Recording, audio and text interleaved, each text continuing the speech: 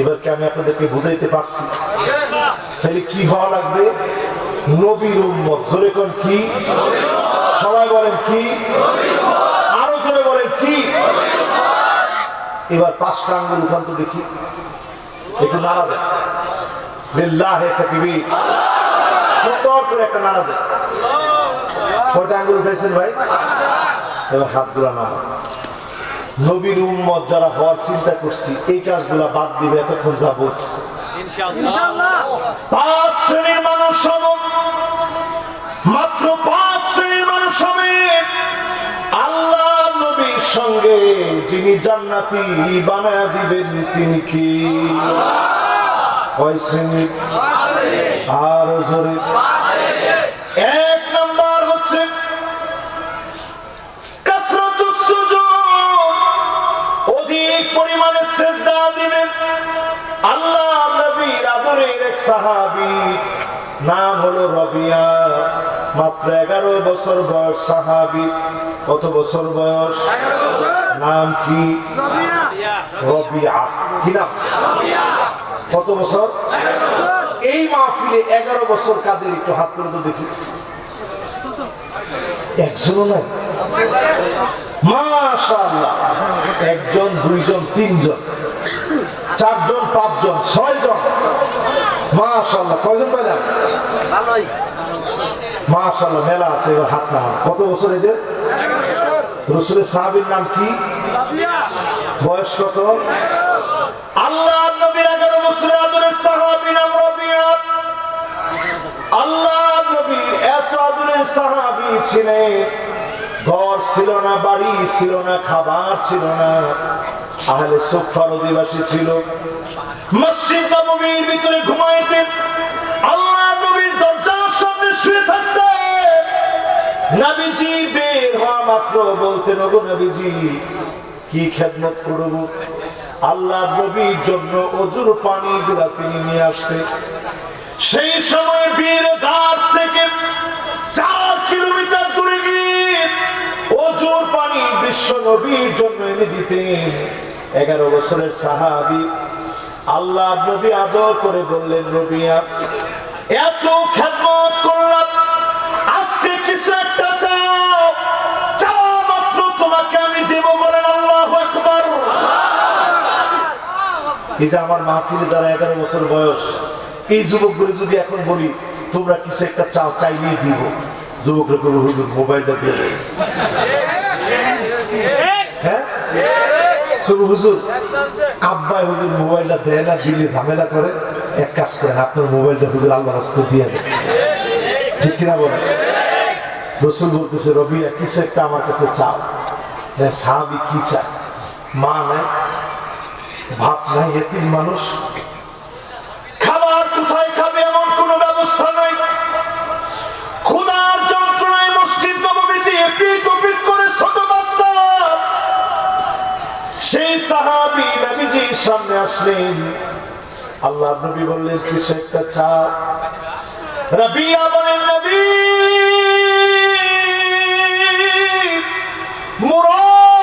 মুরাফাকাতুকা feel জান্নাত, অন্য কোন কিছু চাই না, আল্লাহর জান্নাতে একসঙ্গে যেন জান্নাতে থাকতে পারি। দোয়া করেন জোরে কোন আল্লাহু আকবার। একটু দোয়া করেন, একসঙ্গে যেন জান্নাতে থাকতে পারি। নবীজির মনটা একটু নরম হয়ে গেছে। আল্লাহ নবী বলেন, ঠিক আছে রবিয়া, এই দোয়া করব, তার আগে একটু বল তোমার কি লাগবে, আমাকে একটু বল। আমার সাহাবী বললেন, মুরাফাকাতুকা ফিল জান্নাত, নবী অন্য কিছু আমি চাই না, জান্নাতে একসঙ্গে থাকবো এমন দোয়া আপনি আমার জন্য করে দেন। বলেন আল্লাহু আকবার। নবীজি সেই সাহাবীকে উদ্দেশ্য করে, নবীর অনেক অনেক অনেক করে যে উম্মত আসবে, ওই উম্মতদেরকে মায়া করে মায়ার নবী বলে গেলেন, শুনে রাখো উম্মতেরা, ফাইন্নী আলা নাফসিকা বিকাসরাতিস সুজুদ, অধিক পরিমাণে সিজদা করে করে আমি নবীকে একটু সাহায্য করবে। যদি অধিক পরিমাণে সিজদা করে নবীর সঙ্গে যিনি জান্নাতি বানায় দিবেন তিনি কি? নবীর সঙ্গে কি একসঙ্গে জান্নাতে থাকতে চান? এক নম্বর কাজ কি? বেশি বেশি সিজদা করা। জোরে করে আল্লাহু আকবার। তবে আমি একটু আজকে আপনাদেরকে বলি 70-80 রাকাত দরকার নাই। মাসনা মাসনা ওয়া মাসনা ওয়া মাসনা, 2 রাকাত 2 রাকাত 2 রাকাত 2 রাকাত, কত হলো? কথা কয় না কত রাকাত? রাসূল কয় মাসনা মাসনা করে পড়ো। 70-80 রাকাত এত বেশি লাগবে না। 8 রাকাত যদি পারেন পড়েন, নাইলে 6 রাকাত পড়েন, নাইলে 4 রাকাত পড়েন, নাইলে 2 রাকাত পড়েন। অধিক পরিমাণে সিজদা দেন। নফল এই তাহাজ্জুদের সময় সিজদা, অন্ধকার ওই কবরটা আলোকিত হয়ে যাবে, নূরানি হয়ে যাবে, কবরটা প্রশস্ত হয়ে যাবে। তাহাজ্জুদের কারণে কবরটাকে যিনি আলোকিত বানায় দিবেন তিনি কি? কয় নাম্বার গেছে ভাই? 1 নাম্বার। কয় নাম্বার? 1 নাম্বার কি? অধিক পরিমাণে সিজদা। 1 নাম্বার কি? সবাই বলেন 1 নাম্বার কি? এবার আসুন আমার ভাইরা 2 নাম্বারে। 2 নাম্বারে যতজন আজকের মাহফিলে বসলেন আল্লাহ নবীকে সবচেয়ে বেশি ভালোবাসবেন, সবচেয়ে বেশি মহব্বত করবেন। রাজি আছেন? জোরে কোন রাজি আছেন? আমার ভোলাতে, এই যে আমার বাংলাদেশের ভোলা, নাম শুনছেন? ভোলায় একটা কুলাঙ্গার বেঈমান নবীজির বিরুদ্ধে কটূক্তি করেছিল। সেই ভোলায় তাওহীদি জনতা নেমে গিয়েছে তার বিরুদ্ধে। সেই তাণ্ডবে পুলিশ যখন গুলি চালিয়েছে মুসলমানদের উপরে, সেই মিছিলে 4 জন শহীদ হয়েছে। একটা ছেলের গায়ে দেখলাম অনেকগুলো গুলি লাগা। আমি তার গুলিগুলো ধরে ধরে দেখলাম আর বললাম তোমার কষ্ট হয় না? ছেলেটা আমার জবাব দিয়ে বলতেছে হুজুর মাঝে মাঝে টনটন টনটন করে, কিন্তু যখনই মনে হয় এই গুলি আমার রাসূলের জন্য খেয়েছি আমার কাছে আর কিচ্ছু মনে হয় না। জোরে করে আল্লাহ। এই মাহফিলে বলি আমার ভাইরা, যতজন এখানে বসে আল্লাহ নবীর মহব্বত কলিজার মধ্যে অর্জন করেন, দিল থেকে নবীজিকে মহব্বত করে।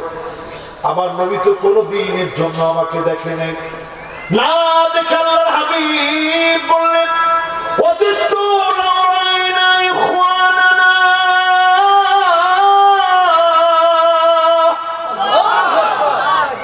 নবী বলে আরে আমার ভাইগুলার যদি একটা নজর দেখতে পেতাম। সাহাবায়ে কেরাম সামনে বসা, আল্লাহ নবীর সাহাবীরা বলল গো নবীজি আলাসনা ইখওয়ানুক, আমরা কি আপনার ভাই নই?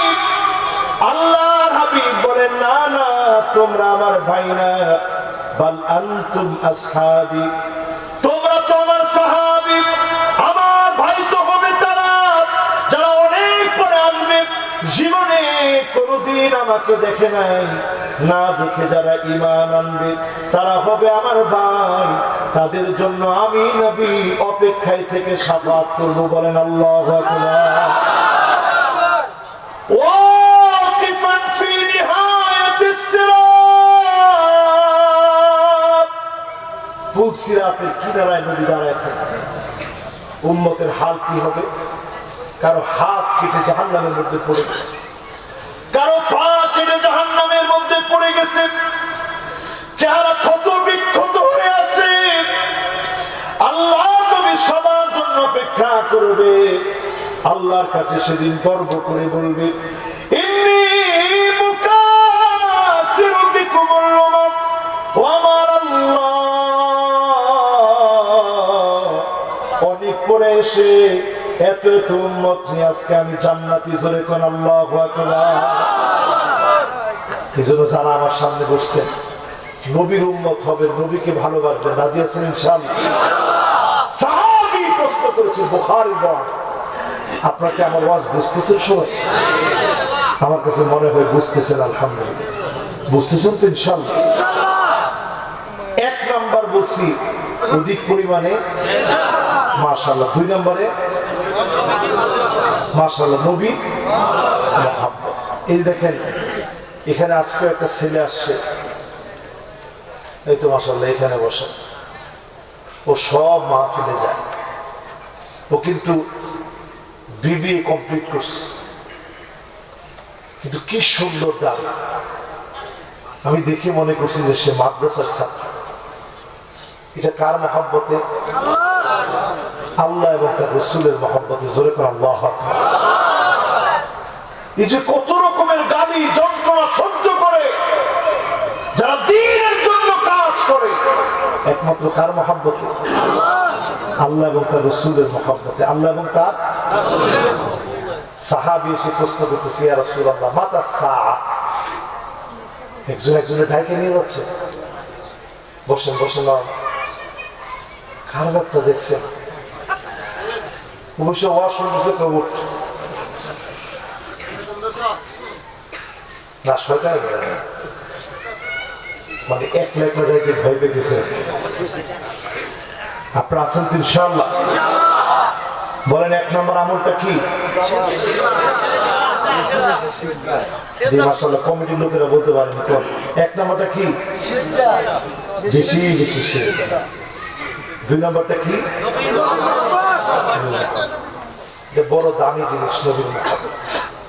নবীজি একদিন সাহাবায়ে কেরামের সামনে বসে প্রশ্ন করছে, সাহাবীরা বলো তো কাদের ঈমানটা দামি?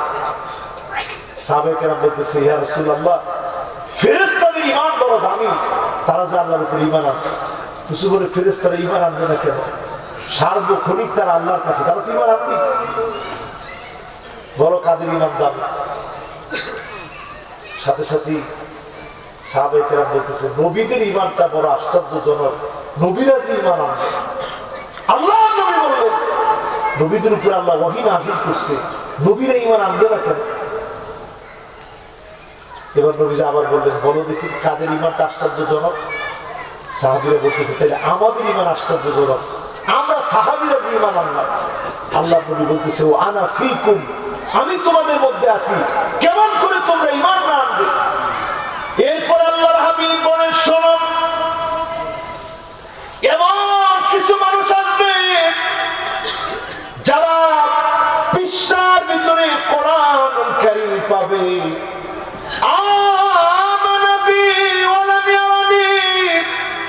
জীবনে কোনদিন নবীকে দেখবে না, না দেখে ঈমান আনবে, তাদের ঈমান সবচেয়ে বেশি দামি হয়ে যাবে। আপনারা কি এই দামি ঈমানের অধিকারী হইতে পারবেন ইনশাআল্লাহ? নবীজির ভালোবাসা মনের ভিতরে জাগ্রত করতে পারবেন তো ইনশাআল্লাহ? নবীজির ভালোবাসা যারা দিলের ভিতরে জাগ্রত করতে পারবেন। বুখারীর হাদিস শোনাই, সাহাবী প্রশ্ন করেছে, মাতা সাআ, কিয়ামত কবে হবে? নবীজি জিজ্ঞাসা করছে, আপনাদের কিয়ামত সম্পর্কে জানার আগ্রহ আছে? কার কার আগ্রহ নাই একটু হাত তুলে দেখি। কয়জনে টান টান করে হাত এগোরে দিছিল, পরে আবার হাতটা আস্তে করে নামায় ফেলছে। কিয়ামত সম্পর্কে জানার কি আগ্রহ আছে? এদিকে একটু তাকান। সাহাবায়ে কেরাম রাসূলের কাছে এসে জিজ্ঞাসা করতেছে, কিয়ামত কোন দিন হবে? আল্লাহ নবী বললেন, ওমা ইস্তাদাত লাহা, কিয়ামতের জন্য কি প্রস্তুতি তুমি নিয়েছো?